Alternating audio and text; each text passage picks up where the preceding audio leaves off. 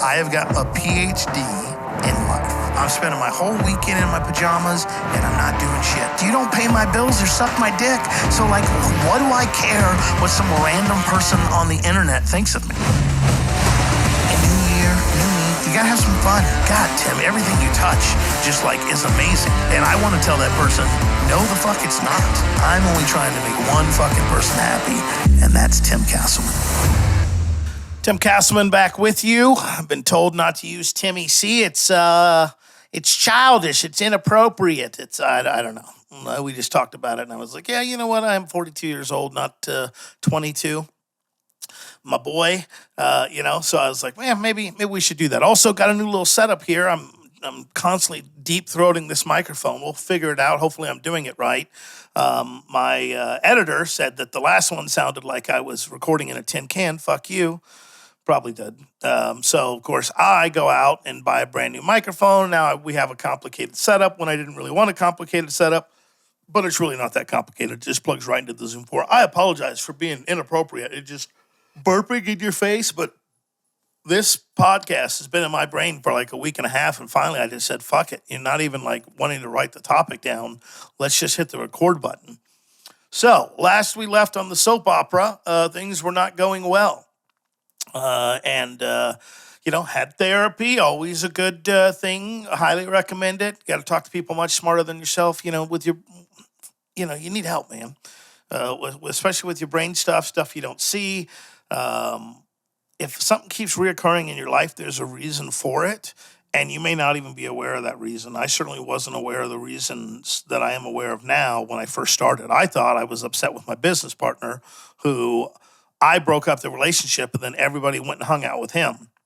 And I thought they all were like, fuck you, Tim Castleman, instead of being like, hey, it's a business decision. We have bills to pay. This guy's going to help make us or help us pay the bills versus me, who was like trying to help people with their credit. Man, I was just so fucking lost. And then come to find out, my first day of therapy, and I'm talking about my business partner and how upset I am at him for something he's never done and all of this other bullshit. And then she's like, does that ring any bells in your personal life? And I'm like, nope, none at all. And then I'm driving home and remembering that, my dad would show up late, and I would always take that personal, like I wasn't worthy of being on time or whatever it may be. Had no idea. Turns out that the things I was upset at my business partner had nothing to do with him. It was all me and my fucked upness, right? I ruined a perfectly good relationship there. I took shit way too personally. And I thought it was all business focused. And it was people going, well, fuck Tim Castleman, instead of people going like, I need to eat this month. I want to work with someone that I can, make money with, because that's what we're here to do, Tim. We're not here to save the manatees, as they say, I believe, in Boiler Room. One of my favorite movies. Favorite because I think it shows the arc of a human being. I just think it's a great character story. A guy who's trying to impress his parents, gets in with the wrong crowd, starts doing really well with it, but the conscience nips at him. Maybe I feel that a little bit. So, things, how are they? So did therapy, had a good session there. Basically got told that I got to go talk to my doctor about my medicines, because my therapist, I believe she's a licensed professional counselor. She's not someone that can prescribe medication. She's one that can say, hey, maybe you should talk to your, your physician about this. And then the physician can prescribe the meds, which is what I did. And, we'll talk about that in a minute. But it's therapy, is a lot of, okay, you have this terrible thought. Now let's keep injecting the truth into it till your thoughts naturally change. I don't know if that's the way to describe it, but to where you have more tools to work on stuff. And some stuff's easier and some stuff's not. This isn't a therapy podcast, all right? And a lot of you guys have, I don't want to make this dark all the time. It's been a lot, and I'll talk about it in bite-sized, digestible chunks, and I'll answer any questions anybody has. But, this is what my journey has been. And today, I'm all over the place, guys. I apologize. Okay. So today, I tell my therapist, hey, I've increase my medication. What I was getting to previously was basically like, I wish my therapist could be a little more life coachy and little less, therapy of like, let's wait till you find the button. Let's wait till you find the treat. Then we praise you. It's like, just tell me what I'm doing fucking wrong. Give me the steps I need so I don't fuck it up anymore. And let's move on with this. Let's get these shit checked off, if you will. Let's get a new box, of problems, and we'll just go one by one by one by one. And unfortunately, of course, it doesn't work like that. I mean, today I'm talking about my divorce, which has been 5 years now, and it's just like, why is this popping back up? It's like, oh, that's why. Totally lost my train of thought. Therapy has been good. It's been very helpful. It's tough, and you got to do the work, and that's tough. And I thought I was doing the work for a long time. And I don't think I think I was, but it was like 1 foot in, 1 foot out, and we weren't doing the hokey pokey. But, once my life got turned upside down with my ex abandoning our marriage, like, you start paying attention then. You're like, okay, this game has real consequences. These aren't just little tallywhacks, we're not playing tummy sticks here. I mean, this is like cutting to the core type shit. So yeah, I wish my therapist was a little more life coachy, a little less therapy, but she does a great job.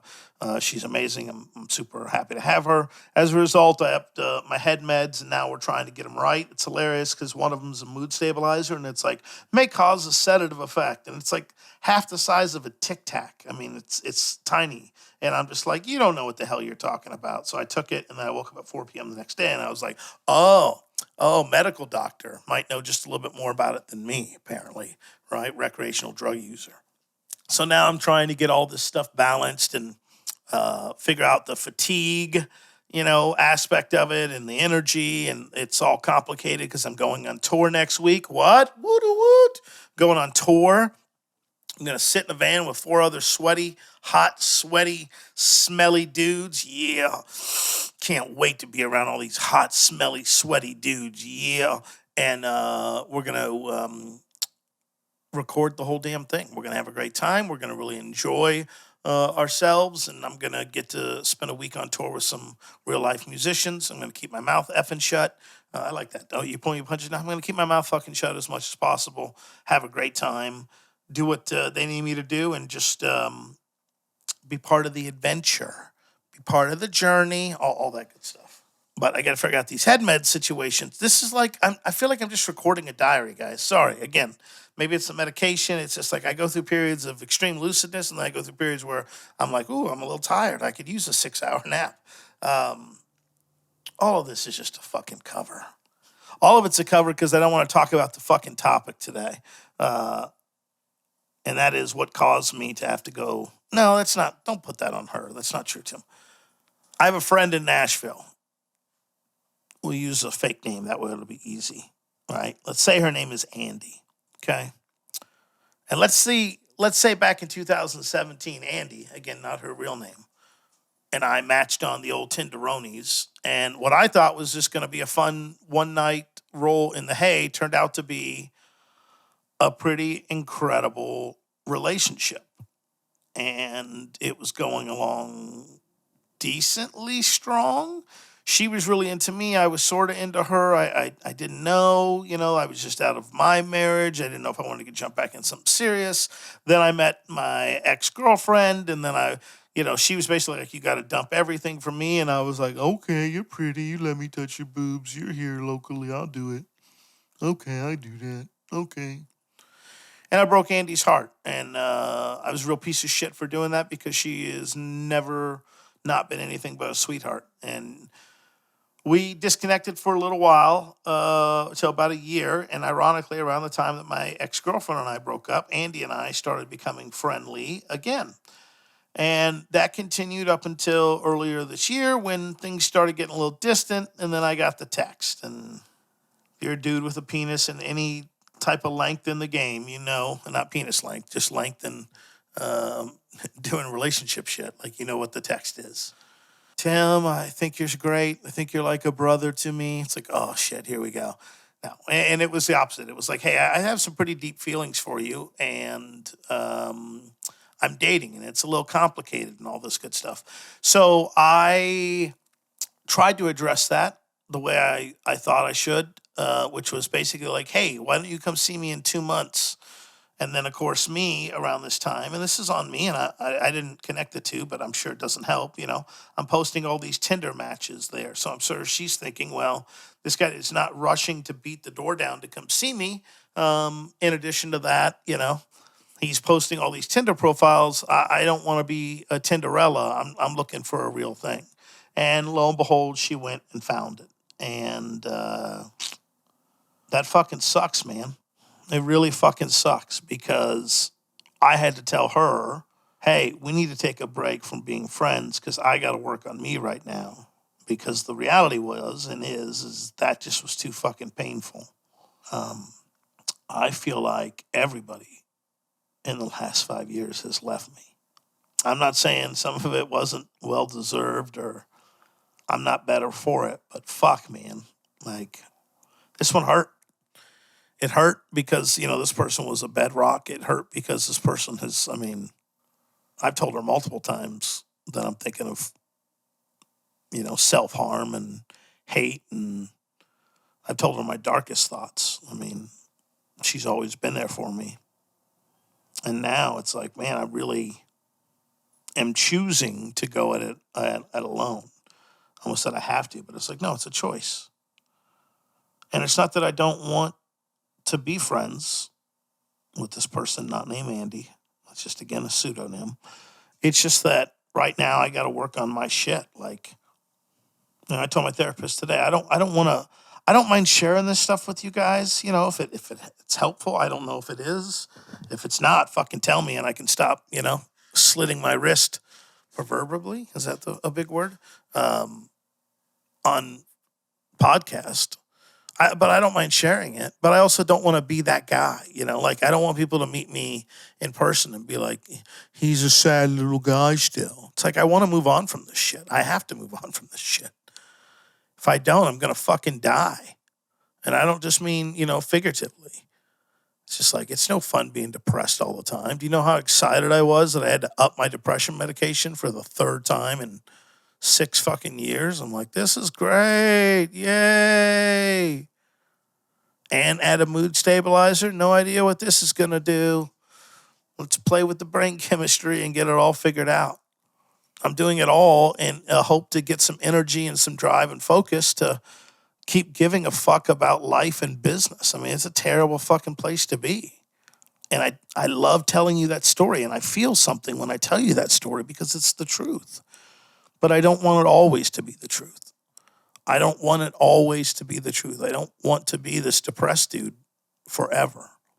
You got that friend that's having a bad day. We understand it. Man, you got a bad week. Ooh, that's rough. Fuck, you got a bad month. Ouch. Dude, you got a bad year. Holy shit. But, eventually you stop listening to the woe is me shit. And I don't want to wallow in this shit. I don't want, self-pity. It's like, man, I want to get up and I want to fucking fight and do a new business and, kick ass. I got a list of enemies I got to fucking piss off. And I got some great advice today on how to change what I'm looking at when it comes to goal setting and to really focus on a much farther goal than what I am. Like, I'm accomplishing short-term goals, accomplishing them, and then being like, man, I think I'm done. And it's like, whoa, you're like, 2 steps into the process and you want to retire? Like, what the fuck is wrong with you? You've done nothing. You've accomplished nothing. You are nothing. Keep going. You thought this was the end? Like, you thought, what the fuck? So, yeah. So, I fucking hate life right now. I'm not, I'm not very happy with anything in my life. I'm not happy with the business direction, even though I've got some really fun stuff going. I can't seem to find the joy in things, even though I'm going on tour next week. I just lost a very close and personal friend because I am not in a place where I can handle that.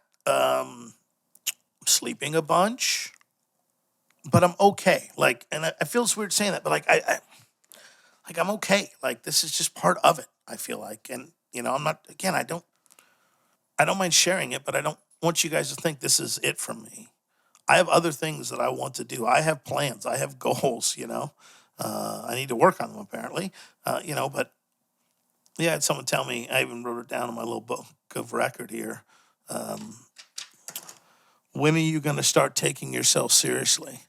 And that was a photography comment. A guy basically had asked me that. And I was like, well, I kind of keep myself lighthearted and fun because I like it. But also, I do that for your benefit too.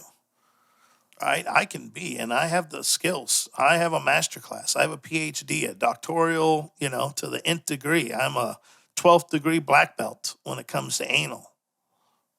Being anal, not anal. You know what I mean? You want me to fucking buy the book and buy the numbers and be a real, I can be an asshole and a cunt and all those terrible words wrapped into one. I can do it.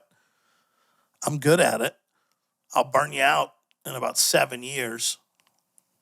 Fucked up a great connection this weekend by asking the girl if she was going to be an OnlyFans lady, because that's the type of girls that have been sliding into my DMs. They're like, hey, how you doing? Good. Start talking. They're like, you want to buy my OnlyFans? So I just was like, listen, I want to be clear. Like, you seem really fucking awesome, but at the end of this, you hit me with a Cash App link or an OnlyFans request. I was like, I'm going to be real upset. And apparently, regularly healthy and adjusted women don't respond favoritively to that. See, there I'm torn, because that's the type of humor I have. And if you're not going to be with me and that's not going to be funny, then that we're not meant to last. So it's the old catch 22, as they say. So I don't want to be a shy little boy season. I don't want to do this forever. I don't think it's going to be forever. I won't allow it to be forever. If this is, look, if this is the prognosis for the rest of my life, I think we can wrap it. If they're like, this is how it's going to be forever. And by the way, I'm not even paying attention where the mic is, so I've deliberately been speaking like 10 feet below it at points. I'm sorry, guys. I promise I'll try and do better. Can't even keep my fucking eyes open to look at this thing. Maybe I should push it down a little bit. Who knows? Anyway, if this is how it is forever, we're going to make real quick, thanks of this life, because I'm not going to do this every 2 years. And I'm certainly not going to feel like this I don't want you guys meeting me 5 years from now and I'm still stuck in this same place. I want this to be a long, distant memory. In 5 years, I'd like to be a multimillionaire with palatial estates on several continents, a supermodel hot wife, 2 children, and jet setting a majority of... No, that's not how that shit works. That shit, how you accomplish that shit is working 18-hour days, 7 days a week, and that is not fucking me, Chief. I want to get my financial life fucking squared away, get the bankruptcy shit done and over with so I can quit having that looming in my head and taking that fucking space. Then I want to accelerate my digital business, and I want to fucking make a shit ton of money again. I want to take that money and buy other digital assets and maybe even other physical assets, and then maybe put those in a different LLC. That way, when you get sued for something and you get an incompetent fucking judge like I did, it makes it real easy for them to be like, oh, I see why you can't touch it when it's in its own LLC. It's ridiculous. It's fucking ridiculous. But it happened. It's over with. And as I learned today in therapy, one of my key points of the mantra is, cannot change the past. And that fucking sucks, because you learn all these skills and this new ability and all this new shit. And you're like, that's fucking badass. I have all these new tools to deal with the same problems I had back then, and I can solve them in a much healthier way. And you want to go back and fucking show your ex or replace those arguments in your past relationships with how you would do it today. And you fucking can't. And that fucking sucks if you're looking for closure. Right? Same guy looking for closures on Seeking Arrangements. Yeah, what type of closure are you trying to look for, right? I met this lady. She seemed unhealthy like me. No, she seems like a very sweet lady. Hopefully we'll get a chance to meet. But she's like, oh, I'm needy as fuck. And I was like, ding, ding, ding, ding. Hello? Different level of needy. I was like, no. If you're needy as fuck, then I am, I don't even know what the word is. sure I'll get feedback on all of this from my editor. Let me know how this sounds. I know the first feedback's going to be like, hey, could you keep your mouth in one location and talk into the microphone? But I don't want to be like, I'm not a fucking shock jock DJ that's like, hold on, let me move this shit around, right? Let me push this down a little bit. It's like, okay, well, if that's what you want to do. Hold on. There we go. How about that? Maybe we'll just, instead of having it at an angle there, we'll just have it more of a 90 degree instead of like a 75. We'll try that and see what happens. So yeah, I'm still a little bitch when it comes to these bitch hits. Yeah, still in sad boy season, but you know, we're working on it. We're actively working on it. I do have some fun stuff coming up. I am excited to go on tour. I am excited. I've got an international trip coming up. So we'll be doing some more recording podcasts with Sue, which I am very excited about, plus getting to show her around London. Very, very excited about that. And, you know, I know better days are ahead. And I hope that, and continue to hope always that, you know, this shit is worth it, because it's a lot. And I'm not even successful. Like, that's the thing. I'm going through this shit like on level 2, and there's a billion levels ahead of me. My friends are already at those levels and above, and I don't, man, it's a real kick in the dick sometimes, especially right now, because, yeah, I've got friends that have lost their spouses to horrific circumstances. Both instances actually cancer related. You know, and they had a sick spouse for an extremely long time that they loved and nurtured. And then within 2 years, I would say, of their respective spouses passing, they both were in different, obviously not together, but in new relationships. And it's been 5 fucking years since my wife left, and I feel like I'm fishing in an empty pond. And even the starving fish aren't starving enough or interested enough in me to be like, oh, we'll give this a shot. So, real positive podcast this week. Again, I apologize. I had some questions sent in that I'll save for the next podcast. Yeah, I'm going to save them because A is for Andy. And this podcast is dedicated to her.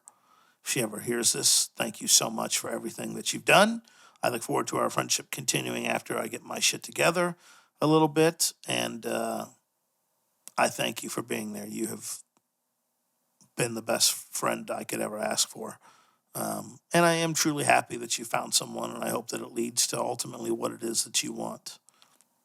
I'm sorry I was not that guy. And hopefully I gave, and you feel like I gave you the respect and the relationship, the respect that it deserved. And I hope you have a great time and are super happy with this new dude and really find what you're looking for, because you definitely deserve it. So thanks for everything. Thanks for listening, guys. I'll just keep one day at a time. We'll just keep trying to improve.